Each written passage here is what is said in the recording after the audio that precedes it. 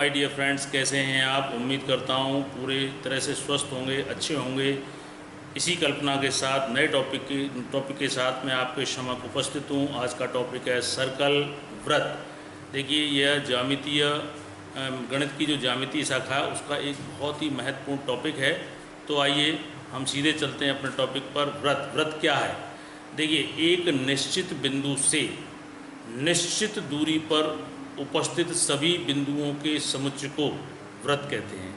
दोबारा सुने आप। एक निश्चित बिंदु से निश्चित दूरी पर उपस्थित सभी बिंदुओं के बिंदुपथ को व्रत कहते हैं। जैसे मान लो हम यहाँ पर एक निश्चित बिंदु ले लेते हैं और एक निश्चित दूरी ले लेते हैं। ये हमने निश्चित दूरी, तो एक बिंदु यहाँ आया, फिर आगे चलते हैं तो इसी निश्चित दूरी पर आगे इस तरह से हम चलते रहेंगे तो आपको बिंदुओं का एक समुच्चय मिलेगा। इन सबको मिला देंगे तो ये जो आकृति मिलेगी यह गणित में व्रत कहलाती है। और ये जो आपका निश्चित बिंदु था उसे हम केंद्र कहते हैं। और निश्चित बिंदु से इस यहाँ तक की दूरी जो है, इन बिंदुओं तक की दूरी, निश्चित बिंदु से इन जो बिंदुपथ बना है उस बिंदु तक की दूरी इस व्रत की त्रिज्या कहलाती है। यानी कि आपको इस तरह से एक व्रत मिल जाएगा। एक जो निश्चित बिंदु आपने किया, नियत बिंदु किया है, वो व्रत का केंद्र कहलाता है। और जो ये बिंदुओं का पथ मिलता है वो आपकी व्रत की परिधि कहलाती है। यानी कि निश्चित बिंदु से व्रत की परिधि पर के किसी भी बिंदु तक की दूरी जो है वह व्रत की त्रिज्या कहलाती है। अब हम बात करते हैं कि व्रत का व्यास। व्यास से पहले एक टॉपिक और हम ले लेते हैं, 2-3 टॉपिक, चाप और जीवा। तो देखिए, पहले हम जीवा की बात कर लें। जीवा किसे कहते हैं। आपका कोई व्रत है, उसके कोई भी 2 बिंदु ले लीजिए और उसको मिला दीजिए, तो ये जो आया वो आपकी जीवा है। यानी कि व्रत की परिधि पर के किन्हीं 2 बिंदुओं को मिलाने वाली रेखा को हम क्या कहते हैं, कोण। ठीक है, यानी कि कोण कहते हैं, जीवा कहते हैं। अब अगर यह जीवा, ये आपका केंद्र बिंदु है, अगर यह जीवा यहाँ पे हो तो वह जीवा के साथ साथ व्रत का व्यास भी कहलाता है। मतलब इसे केंद्र से गुजरे, यानी इस तरह से ये केंद्र है आपका, यहाँ से गुजरे, यानी ऐसी जीवा जो केंद्र से गुजरे उसे हम व्रत का व्यास भी कहते हैं। यानी कि व्रत की सबसे बड़ी जीवा जो है वो व्रत का व्यास कहलाती है। अब बात करते हैं चाप। अगर आपकी व्रत की जो परिधि है उसके कोई 2 बिंदु ले लें, ए और बी, और उसके बीच की ये जो चाप है, ये जो परिधि का हिस्सा है, व्रत की परिधि का हिस्सा है, उसे हम चाप कहते हैं। और अंग्रेजी में इसे हम आर्क भी कहते हैं। अब बात करते हैं त्रिज्यखंड की। देखो, जैसा कि इसका नाम है त्रिज्यखंड, 2, ये व्रत की 2 त्रिज्याएं हैं, ये त्रिज्या 1 और ये त्रिज्या 2। इन 2 त्रिज्याओं से और इनके संगत चाप से जो घिरा हुआ ये वाला क्षेत्र जो है उसे हम त्रिज्यखंड कहते हैं। यानी किसी भी व्रत की 2 त्रिज्याओं और उसकी संगत चाप से घिरे हुए क्षेत्र को हम त्रिज्यखंड कहते हैं। अब बात करते हैं हम व्रतखंड की। तो देखिए, व्रतखंड क्या है कि कोई भी आपने व्रत लिया और एक कोई जीवा ले ली, ये ए बी जीवा है, और इसके जो ये वाला हिस्सा है, यानी कि एक जीवा और उससे घिरी चाप, उसके अंदर का जो चाप है उससे घिरा हुआ क्षेत्र जो है ये वाला, ये जो क्षेत्र है आपका कहलाता है व्रत।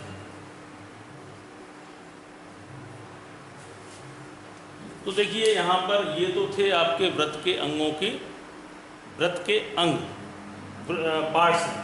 अब देखिए, हम एक व्रत की कल्पना करते हैं, ये व्रत है, तो ये जो हिस्सा है, इसमें जो तमाम बिंदु, मान लो ये नाम दे दे, ये बी दे दे, ये सी दे दे, तो ये जो बिंदु कहलाते हैं, यानी कि ये जो व्रत का भाग कहलाता है वो व्रत का आंतरिक भाग कहलाता है।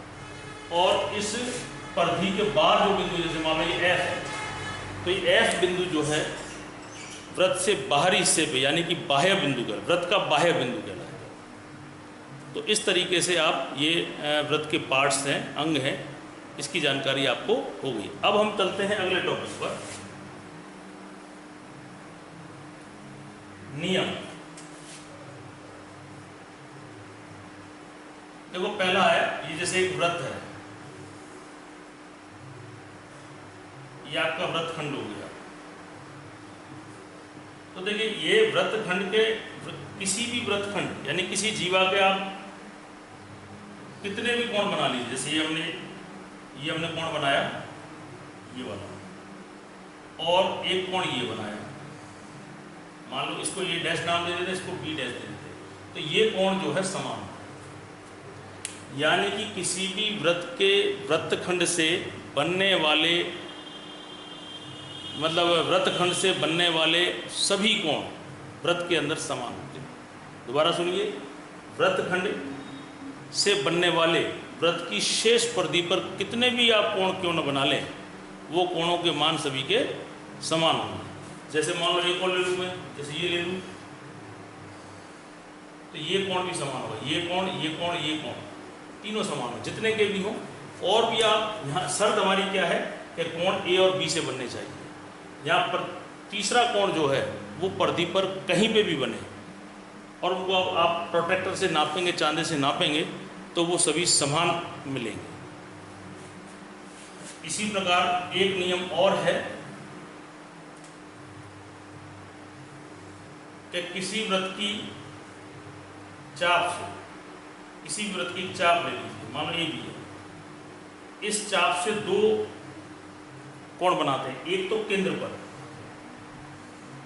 और एक वृत्त की शेष परिधि पर के किसी भी बिंदु को बना लीजिए आप।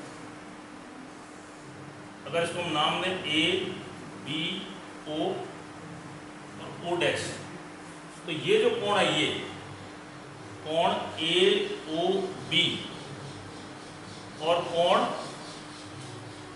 ए ओ डैश बी, तो ये वाला कोण जो है इससे बड़ा होगा और दुगना होगा, इसके दुगने के बराबर होगा। यानी कि angle A O B is twice of A O dash B, यानी कि किसी भी वृत्त की चाप से केंद्र पर बनाया गया कोण परिधि पर के किसी भी शेष कोण का दुगना होता है।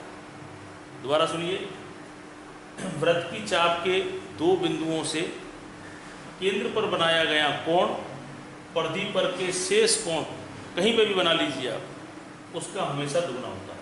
अगर हम इसको यूं बना लें ओ डबल डैश, तो ये A O double dash B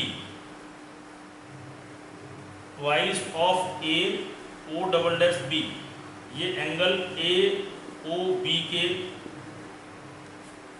B, इसका जो डबल है A O double dash B का twice double A O B के बराबर होगा।